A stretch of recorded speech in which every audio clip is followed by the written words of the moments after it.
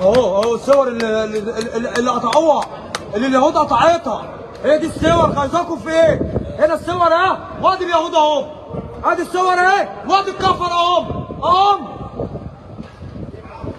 صور مضايقاكم في ايه دي؟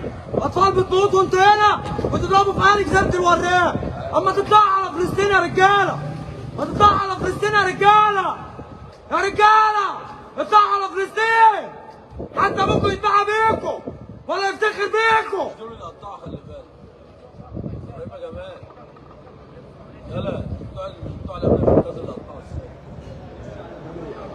هم ولا اللي بيتنادوا بتاع الشغل.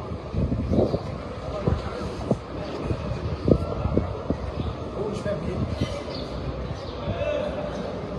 اهو الكرفان ده في مدير امن عام وفي مدير امن وطني وفي رئيس مباحث ومدير المباحث ولواءات ودنيا عاملين حالهم بعقل صور، صح؟